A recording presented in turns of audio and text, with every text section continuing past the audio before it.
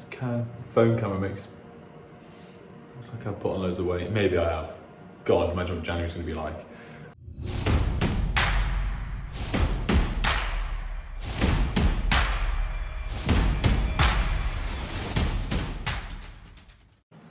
Yo, right, this one's going to be a bit different, guys, because someone's got their GoPro, got their mod, got their handle, got loads of spare batteries, but there's just something missing in there, which I used over the weekend, which is called an SD card.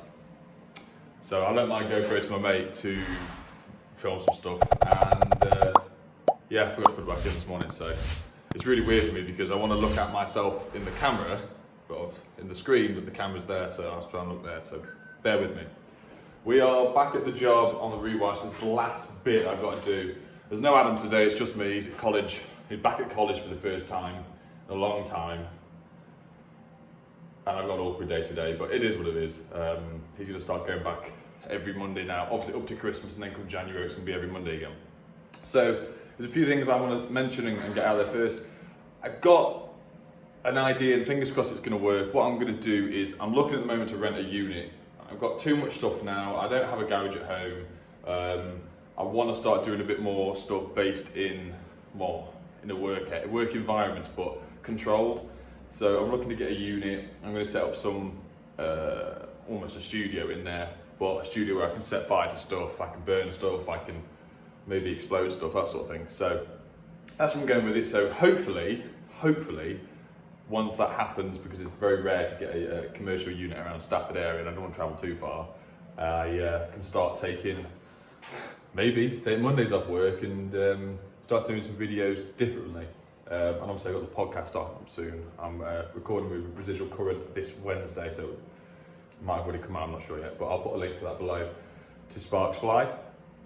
Next of all, thank you to Traderfy for sponsoring the video up here. If you don't know what Traderfy is, it's a job management software that helps you control like all your admin, so your invoices, your quotes, your timesheets, your scheduling, all sorts of stuff.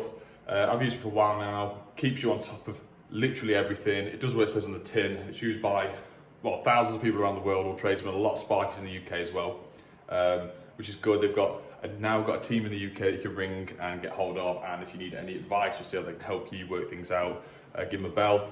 I've got promo code Bundy, it's 50% off for the first 3 months. I'll put all the links below to my previous videos and all the information you need to get hold of them. But yeah, go give them a try. So why I said it's an awkward job today is, this is the job where the plasterer decides, keep looking, sorry, bear with me, just ignore my eyes. This is the job where the plasterer cut the cables too short. And a lot of people moaned to me and said, oh, you shouldn't have left them so long. Well, the reason they were left for so long in the kitchen here is because they were to be pulled through into the cabs. And I haven't helped myself, because what I've always said in my videos is when I'm doing sockets on low level on the wall, just turn my iPad off for the battery as well.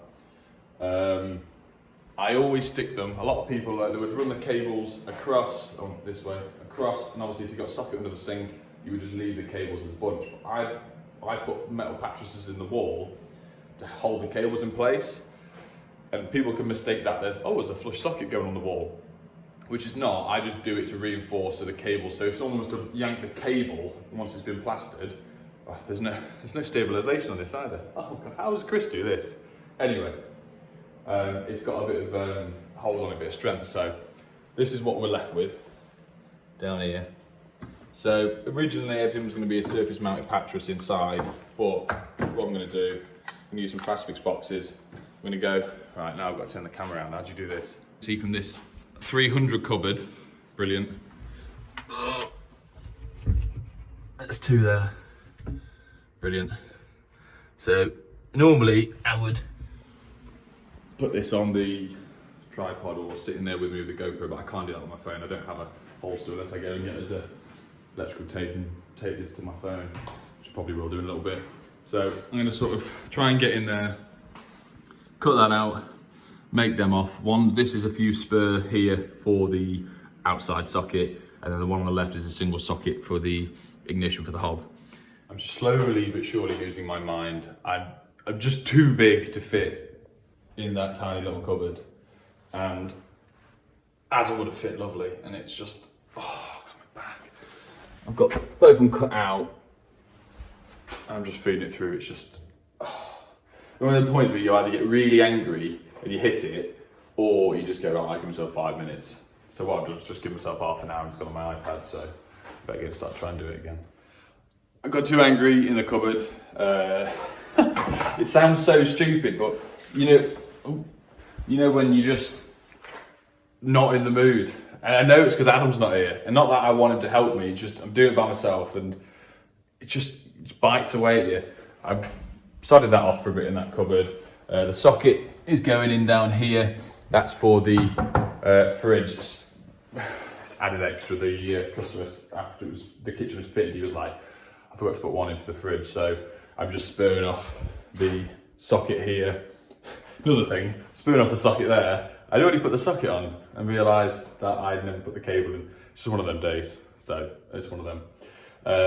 Yeah, so what I'm going to do now is get the hole saw out, do a hole saw, use the Bosch set, probably this one. It's big enough just to drill straight down, and the plug can then come up from the bottom of the socket and plug straight into the appliance. The appliance can plug straight into the socket, and the socket's still accessible to isolate. So yeah, get that done, and then oven in, and then I've got to call that hole out afterwards, which no one told me it was my job, but apparently it is. That's done. Still using the Bosch Go. This is good. It really is good. Yeah. Here's all my labels, see?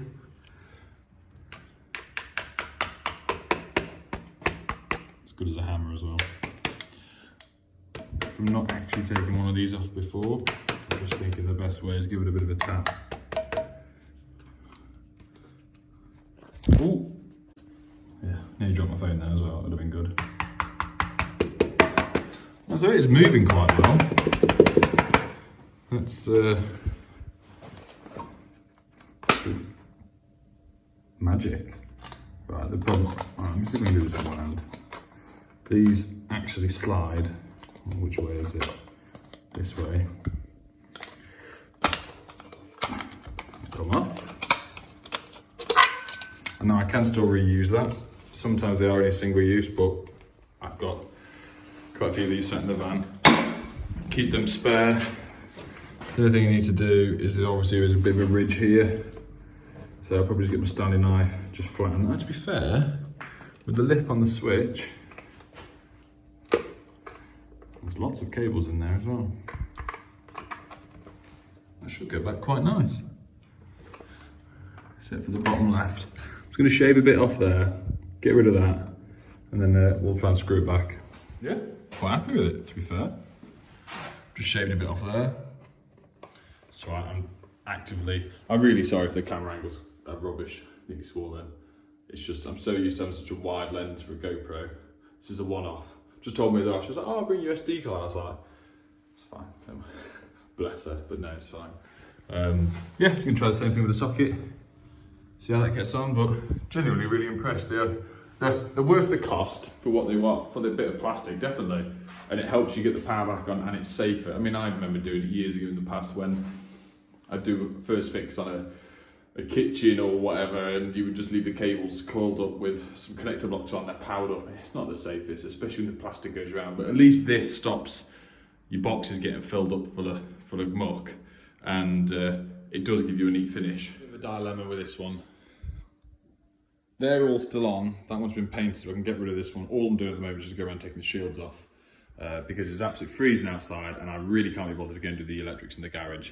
So, but it's been plastered too, but do I really want to take them off for some reason someone's not painted to it, and then, you know, take the shields off, put it to it, and then the painter come and paint the sockets as well. So they've not cut in, so I'm guessing it's just first coat, so maybe I'm just going to leave them on. I mean, let me know, what would you do? Would you take them off and go sod it, they can deal with it, or I've got to come back again anyway, it's with Adam, so I'm going to leave them on, but let me know what you'd do.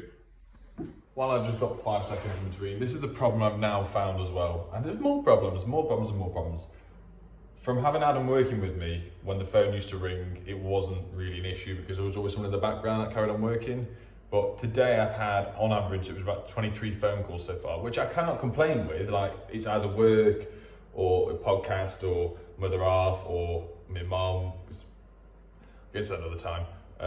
But I stopped working. When I stop working, I think it's done, and I'm here for longer. So I'm doing bits, but I've hopefully just taken a phone call to get a view on one of the industrial units that I was on about earlier. So fingers crossed. But one thing I want to do is, I don't know if you lot have seen the John Ward video ages ago, where he chucked loads of ampage down I think it was a radial cable with the different connector blocks all connected through, like the crimps, I think it was a Wago, a connector block, that sort of stuff, and pretty much just incinerated the cable. I want to do a bit more of that sort of stuff in a studio, in an enclosed environment, set fire to a metal fuse board, see what happens there, stick an old GoPro in the fuse board to see what happens.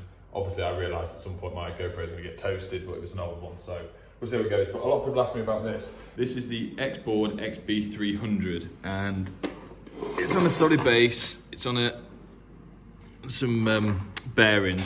You clip that on, and literally, I mean, there's no effort pulling that at all. And that'll just go and go and go. But you can stack two, which is good as well. So there's a button in here. If you press that, that extends up so you can put two drums on. You can also put like flexi, if someone, you know when you get like drums of armoured, or when flexi, you have 15 metres of flex from a wholesaler, you can put that on and it'll also sustain it as you pull it off, it won't unravel. I was just getting sick to death of my normal cable runner when you pull it up and the cable loops off and snags. So yeah, it's really good. I'm trying it out, seeing how it goes, but so far I've got nothing literally other than positive things to say about it, because it's just really handy, especially if you've got a big reeler cable off.